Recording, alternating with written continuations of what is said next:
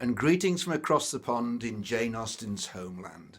We at Regency Rum Bluffers are delighted to be invited to contribute to this event in support of Teel House. We are living not too far away from Chawton, where Jane wrote her novel Emma, which is the subject of this event. Now, the hero has been depicted in films on a number of occasions, and now it's my turn, because I'm going to dress Mr. Knightley. Clothing in the Regency varied according to the time of day and the function one was to attend. But today I will show you when Knightley is going to attend a ball. This ball was not a very grand one, since it was only going to be held at the Crown in Highbury. But since it was a private function, it was one step up from an assembly where anyone who could afford a ticket could attend. Anyone who has seen the 2020 version of Emma will remember the scene early in the film showing Mr. Knightley being dressed. Not, you notice, getting himself dressed. He has a manservant to dress him. You will be relieved to know that I shall not be starting quite so early in the process as the film depicts. First is the shirt, the underlayer which will absorb all of the sweat from his dancing this evening. Since he is going to a ball, he'll be wearing one of his best, with the frill which has been heavily starched for him. The next layer is his stockings. For a ball they would be white. I was once asked by an American visitor how I kept them up. My secret is out. They're elasticated. Originally, a tied ribbon or garter would do the job. Next are the breeches. Daytime breeches were made of heavier wearing fabrics or buckskin with a more practical darker colour, and they had an ample bottom to enable riding and sitting down. But for a ball they would be of a finer white or ivory fabric and would have a cut which was tighter to show off a fine physique. Sadly, I don't think that epithet applies to me, so let's move on. They had a high waist and had provision for braces if there was any danger of their moving down. They end just below the knee. Closing could be by buttons, strap and buckle, or tied ribbons. Here the prostrate Knightley clearly shows his straps and buckles. Here is a small pocket where the watch is kept. Mine is a 200-year-old silver hunter, with a fob, the purpose of which was to enable the watch to be fished out of the pocket. This alternative is a cheap modern version I take on Regency enactments. The cannon detonations upset the old one. This has been fitted with a chain fob similar to that in the film. As well as a decorative seal, watch fobs often carried a key to wind up the watch. The fobs themselves could be black or coloured ribbon, metal links, cords, or tassels, or a mixture. Now is the time for the tie. A great deal of attention was given to the tie. In daytime they were often coloured or patterned, but for a ball it would have to be white. In the 2020 film, Mr. Knightley has his tie with two different knots, the barrel knot for daytime, in a cotton, and the bow in what looks like a silk tie for the evenings.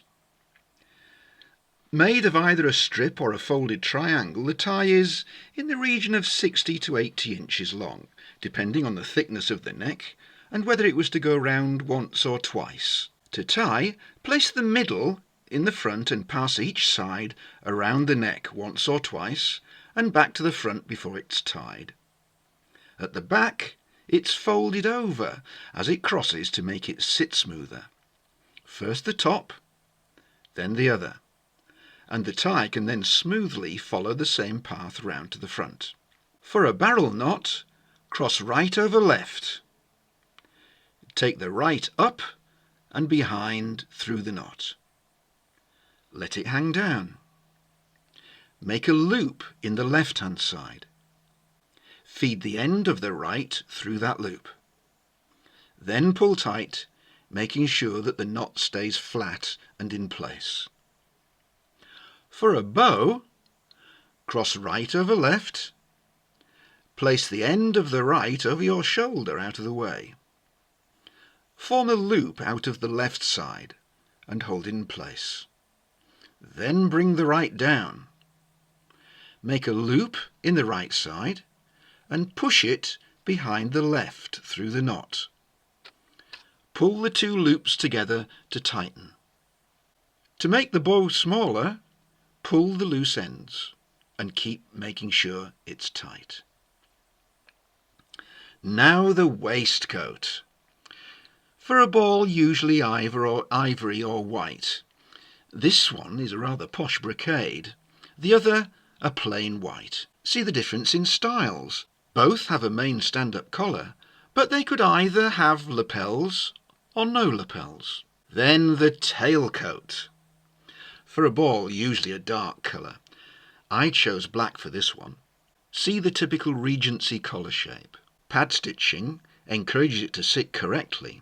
It's made from Melton Superfine, a wool cloth which is relatively felted, so can be cut without needing edging.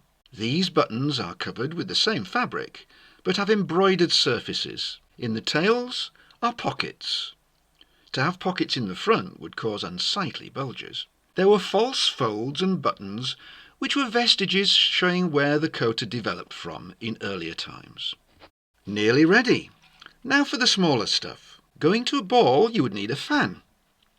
Both ladies and gents carried them. Dancing is hot work, and many a grateful lady has benefited from a gallant draught from my fan, when she wasn't carrying one of her own in the dance. Larger balls may provide a dance card, setting out the dances for the evening. So you need to bring a silver pencil to mark either your own or a lady's card when arranging partners. Essential for the ballroom dance are white gloves. It was considered most uncouth to dance without them. The touching of bare skin was considered racy. Remember Darcy's electrified bare hand in the 2005 Pride and Prejudice? There have already been earnest discussions about the director's decision to show Miss Woodhouse and Mr. Knightley dancing without gloves in the 2020 version. On arrival, guests would have to change. This picture by Rolinda Sharples shows the cloakroom at Clifton Assembly Rooms. Since Mr. Knightley liked walking, outside he would have worn a coat. In cold weather, a warm greatcoat such as this, or in summer, a lighter duster. Gentlemen who arrived in boots would have to change them for dancing shoes. Black ballet shoes with added grosgrain ribbon bows are a close modern approximation. He would also carry a stick. This is a more formal evening stick, though I confess this one is Victorian. Finally, headgear. A gentleman always wore a hat outside, possibly such as this. But also very stylish was a bicorn hat known as a chapeau à bras, because very often it would be carried. You may remember in the 1995 version of Pride and Prejudice, Darcy and Bingley wore them to the Meryton Assembly. I made this one originally as a civilian version, with all black fittings, but now it's been converted to a military style. So there we are. Gloves on, Mr. Knightley is all ready for the ball. His jacket is buttoned up, but if he became warm, it would be socially acceptable for him to undo the buttons. But he would never take his jacket off and just dance in a waistcoat. Now, where's Miss Whitehouse?